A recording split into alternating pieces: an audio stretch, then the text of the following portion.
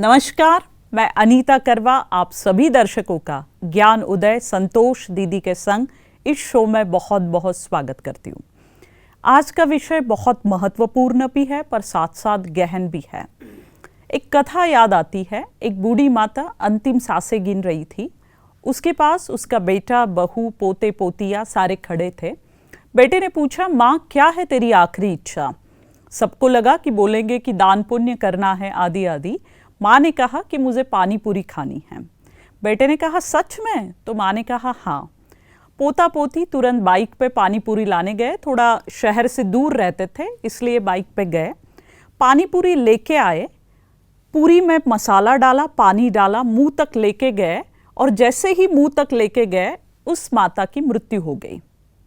अब देखो, ये संकल्प लेके उसने शरीर छोड़ा था कि मुझे पानी पूरी खानी है। जैसे ही दूसरा जन्म हुआ, जो पानी पूरी वाला ठेला चलाता था उसकी पत्नी के गर्भ में प्रवेश किया और अब लाइफ लॉन्ग पानी पूरी खा सकती है। मजाक की बात है पर और एक चीज बहुत गहन है कि इतना 90 साल तक जीवन जीते हुए भी आखिरी इच्छा क्या थी? तो पानी पूरी खाना है। व्यक्ति प्रवृत्ति में रहते भी निवृत्त नहीं हो पाता है और उसी के बारे में आज बातचीत करेंगे संतोष दीदी के साथ। आज भी हमारे स्टूडियो में वो उपस्थित है। सबसे पहले उनका स्वागत करते हैं। नमस्कार दीदी, बहुत बहुत स्वागत है। ओम शांति। ओम शांति दीदी। दीदी, अभी तक आपने बहुत अच्छी बातें हमें सुनाई, मार्गदर्शन किया, जिससे हमारे जीवन में काफ़ी परिवर्तन हो रहा है। आज का जो विषय है थोड़ा गहन है। अभी जो मैंने सुनाया कथा, एक छोटी सी कथा थी, पर सचमुच ऐसी चीज़ें संसार में लगातार दिखाई देते। लोग निवृत्त नहीं हो पाते। तो प्रवृत्ति में रहते निवृत्त होना माना क्या? एग्जैक्टली उसका अर्थ क्या? प्रवृत्ति में रहते हुए निवृत्त होना माना जिस प्रकार कमल का फूल है, ये कीचड़ में रहता है परंतु उसको कभी स्पर्श नहीं करता है, डिटैच रहता है। तो उसी प्रकार संसार में रहते हुए संसार में हम रहे पर संसार हमारे अंदर नहीं रहना चाहिए। बहुत बड़ी बात है ये। तो जब हमारा ये लक्ष्य होता है,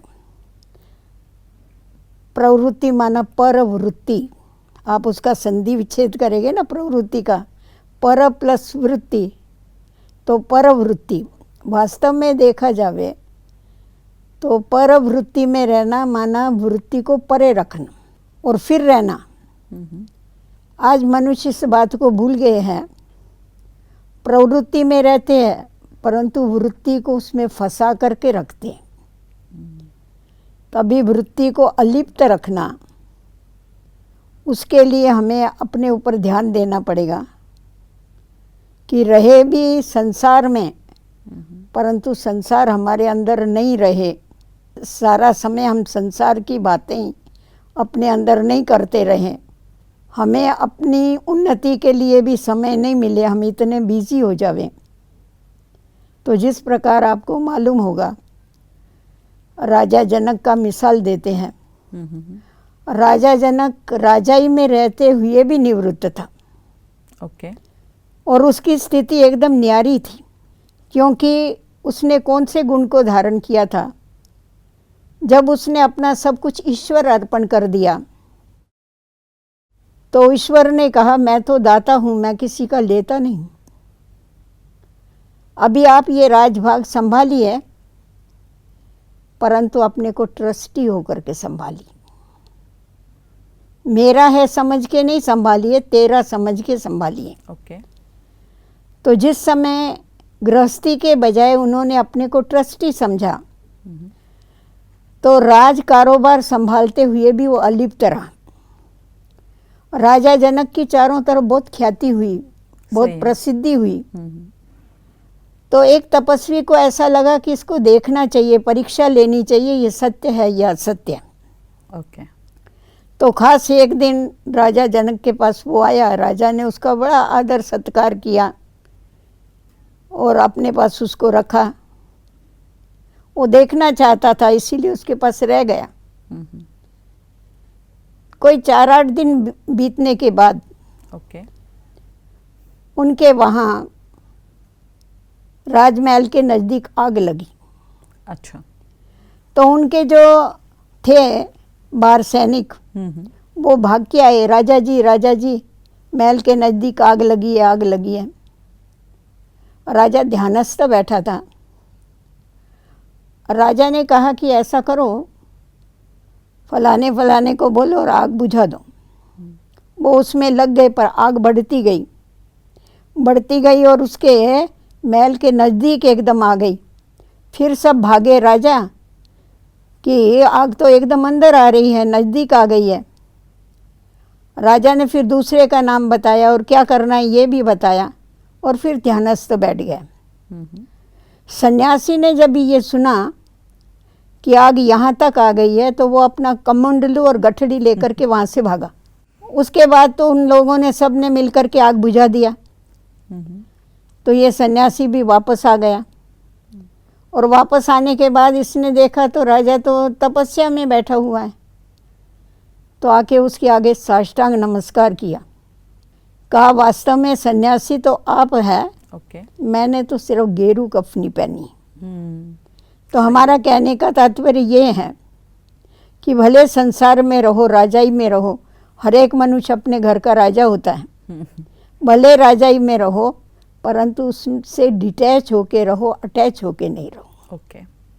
तो प्रवृत्ति में निवृत्त रहना माना भले उसमें रहे, हम सब कुछ उपभोग भोगे, पर उसमें अटैचमेंट हमारी नहीं होनी चाहिए। और राजा जनक जी का बहुत सुंदर उदाहरण आपने दिया। सभी संसार में प्रवृत्ति में ही रह रहे मैक्सिमम लोग, हम देखते हैं। किन बातों से निवृत्त थोड़ा थोड़ा होना जरूरी है? सबसे पहले तो हमें विषय विकारों से निवृत्त होना पड़ेगा। जो हमारे मनोविकार है उनसे निवृत्त होना पड़ेगा। अच्छा। पुरानी बातों से निवृत्त होना पड़ेगा, पराई बातों से निवृत्त होना पड़ेगा, अपने पुराने संस्कारों से निवृत्त होना पड़ेगा, अपने पुराने स्वभावों से निवृत्त होना पड़ेगा। जब इन बातों से हम निवृत्त होते हैं ना, तो धीरे धीरे धीरे डिटैच होते जाते हैं। अच्छा। इसीलिए कहा जाता है कि आप भले सृष्टि के ऊपर रहो, परंतु अपने को मेहमान समझ के रहो। ओके। क्योंकि हमेशा कहा जाता है कि ये जो सृष्टि है ये एक मुसाफिर खाना है, एक दिन तो हमको जाना है। तो जब ये सृष्टि है ही मुसाफिर खाना, इसको हम परमानेंट समझ के बैठ गए हैं, जिसके कारण इसमें फंस गए मनुष्य।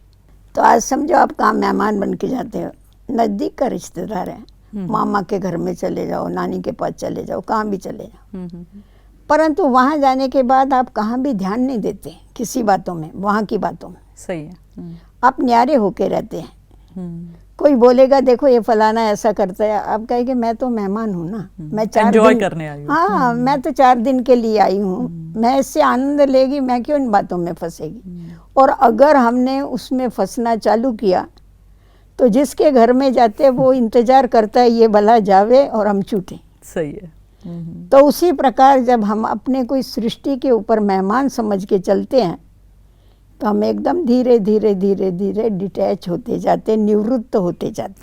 हम देखते हैं दीदी, जनरली लोगों की मानसिक स्थिति निवृत्ति की तब होती है जब किसी की मौत होती है। तो लोग एकदम सोचते कि हमारी भी यही हालत होने वाली है। थोड़े देर के लिए, थोड़े घंटों के लिए वो स्थिति रहती है और वापस फिर लग पड़ते हैं अपने ही इसमें। इसको शमशानी वैराग कहा जाता है। जब तक शमशान में होगे तब तक वैराग आएगा, और बाहर निकलने के बाद फिर वापस उसमें फंस जाएगी। सही। इसीलिए आंतरिक स्थिति ऐसी चाहिए, वैराग की स्थिति। एक बड़ा अच्छा मिसाल बताते हैं। एक राजा था, बहुत दानी शूरवीर राजा था।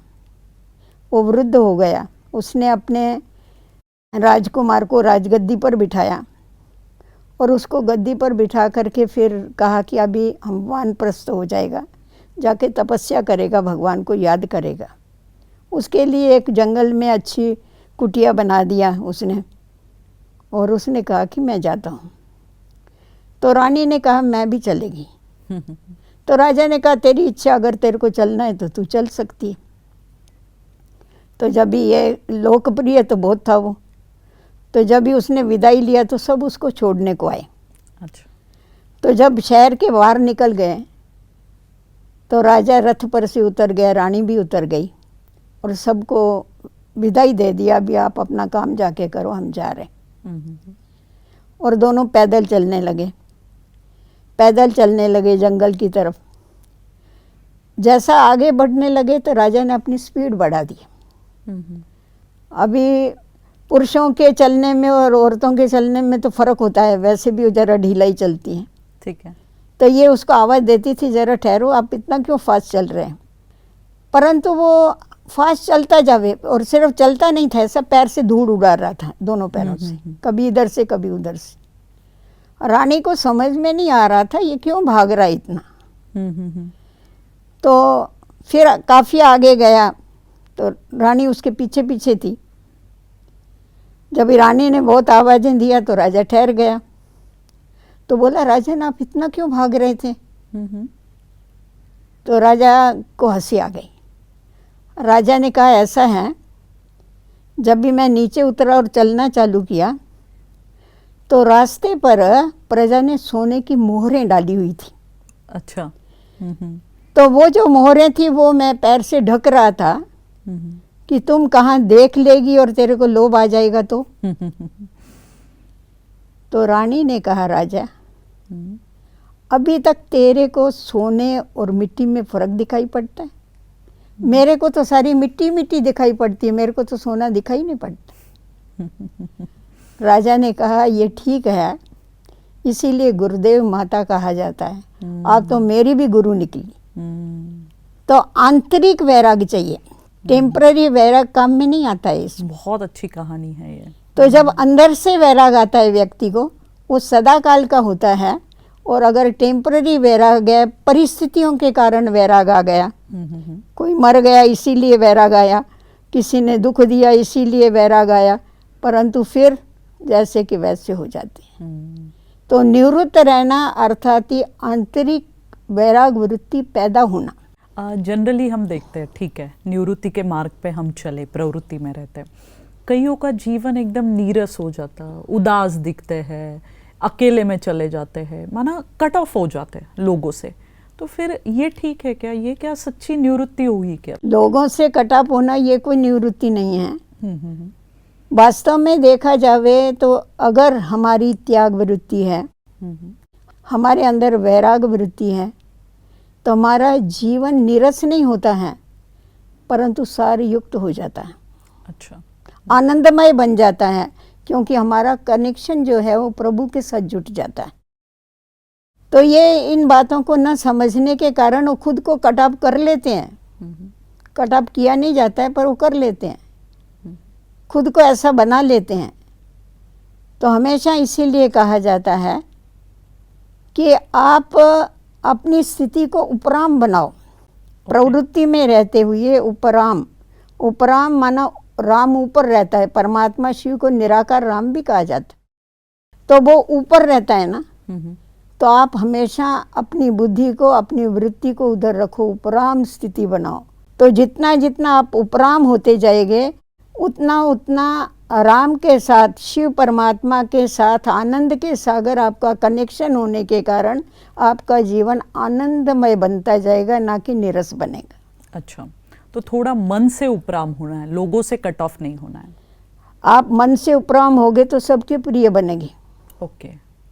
जो ज़्यादा फंस के रहते हैं ना, तो वो किसी के साथ अच्छा बर्ताव करेंगे, किसी के साथ नहीं करेंगे, क्योंकि फंसे हुए हैं। परंतु अगर उपराम रहेंगे तो सबके साथ एक जैसा व्यवहार करेंगे। तो इसीलिए हमें हमेशा ये समझना चाहिए। आज भी आप देखो, किसको संतान होती है तो कहते हैं प्रभु ने दिया। सही है। धन मिलता है तो कहते हैं ईश्वरीय कृपा से मिला। तो ये किसका हो गया? परमात्मा का। परंतु चलने के समय व्यवहार में क्या करते? सब मेरा मेरा मेरा। मंदिर में जाएंगे तभी कहेंगे हे भगवान मेरा सब कुछ तेरा है, और घर में आएंगे तो तेरा सो भी मेरा है। तो आप बताइए सुखी कैसे होगी? सही है।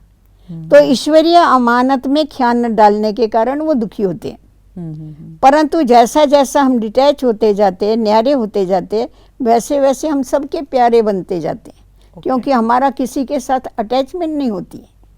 अटैचमेंट होगी तो स्वार्थ होगा, स्वार्थ होगा तो फिर बर्ताव में जरूर फर्क पड़ेगा। जिसके साथ अटैचमेंट है उसके तरफ हम झुकेंगे जरूर। सही है। तो इसीलिए हमें ये हमेशा ध्यान में रखना है कि अपनी स्थिति को प्रवृत्ति में रहते हुए भी हमें निवृत्त अर्थात ही न्यारा रहना है, ऊपर रखनी है बुद्धि को। और तभी हम प्यारे बन पाएंगे, तभी प्यारे बने, प्रभु के भी प्यारे बनेंगे और लोगों के भी बनेंगे, सबके बनेंगे। आपने जो कहा बहुत अच्छी चीज़ है और ये हर एक में होनी चाहिए, पर इसको धारण करने के लिए और कौन सी धारणाएं हमारे जीवन में होनी चाहिए?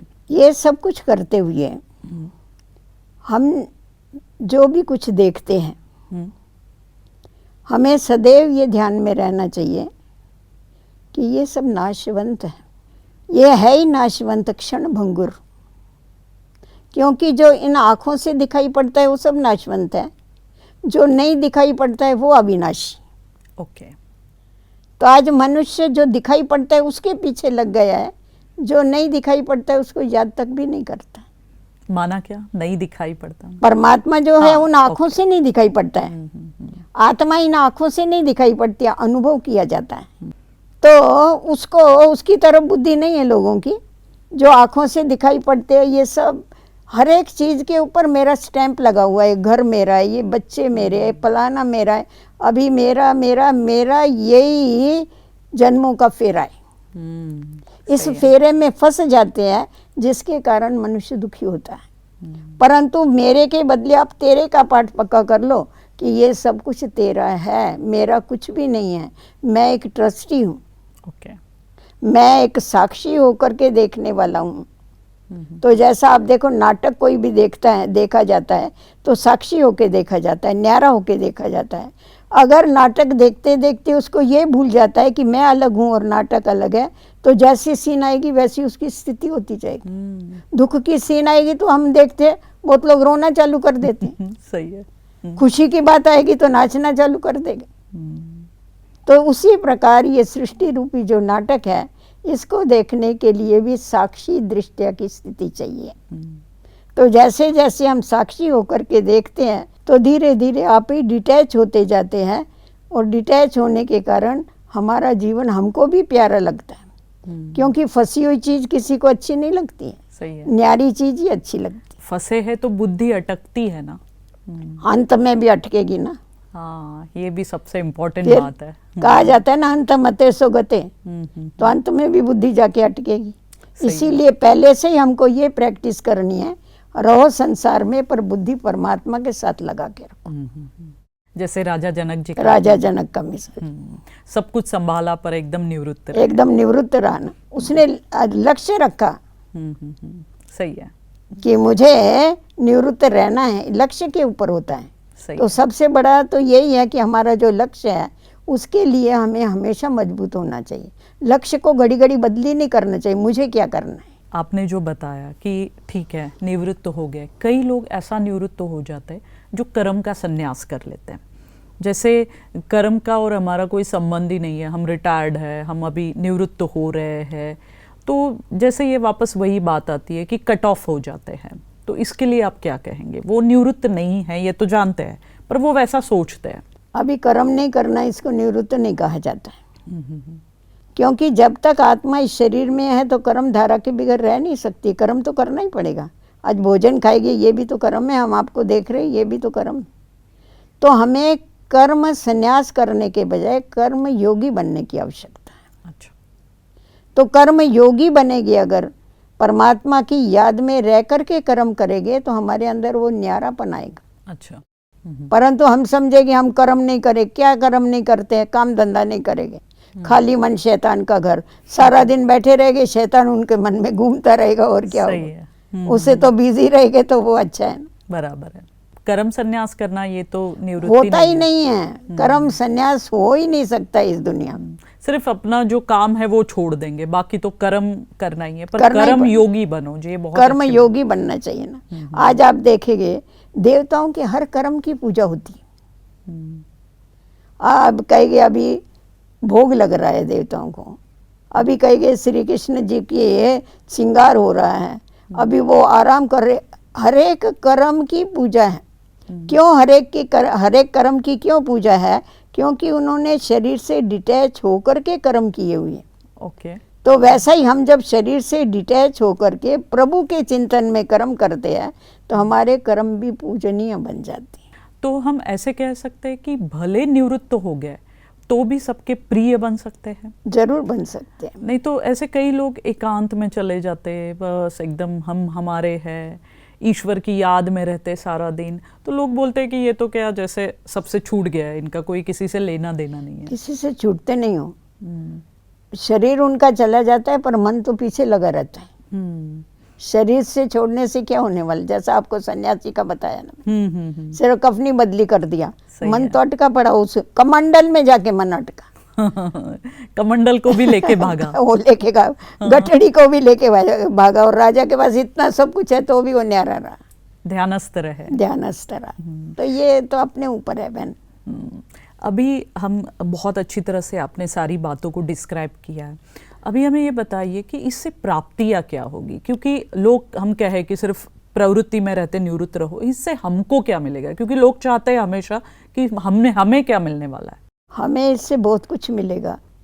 जब हम इन बातों से निवृत्त हो जाएंगे, न्यारे हो जाएंगे, तो मान अपमान, निंदा स्तुति, हानि लाभ, इन सब में हमारी अवस्था एक रस हो जाएगी। हम डगमगाएंगे नहीं कभी भी भवसागर में, सदैव हमारी अवस्था ध्रुव के माफक हो जाएगी। ध्रुव तारा है ना, वैसे चमकता रहता है, चमकता रहेगा हमेशा। ये बहुत बड़ा फायदा हो जाएगा ना हमारे को। अच्छा। और हमारी जीवन आनंदमय हो जाएगी। ओके।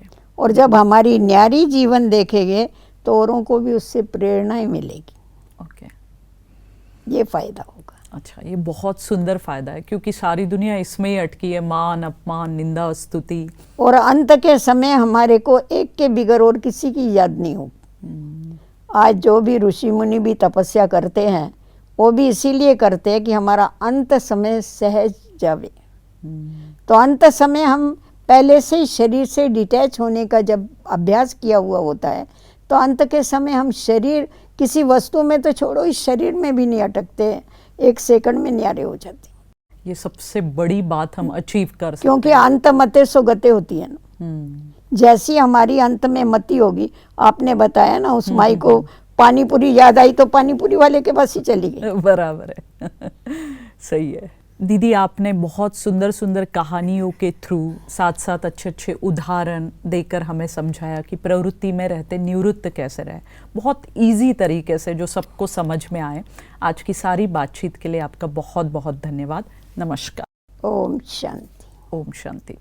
दर्शक मित्रों, आज संतोष दीदी ने प्रवृत्ति में रहते हुए निवृत्त कैसे रहे, इसके बहुत सुंदर उदाहरण कहानी के थ्रू उन्होंने बताए। बहुत छोटी छोटी युक्तियाँ बताई है जो हम गृहस्थ में रहते भी सारी फॉलो कर सकते हैं। सबसे पहली चीज़ उन्होंने बताई कि सारा संसार ही नाशवंत है, तो उसमें अटके नहीं। दूसरा बहुत अच्छी चीज़ बताई उन्होंने कि साक्षी होकर इस ड्रामा की, कर्म क्षेत्र की हर सीन को देखें।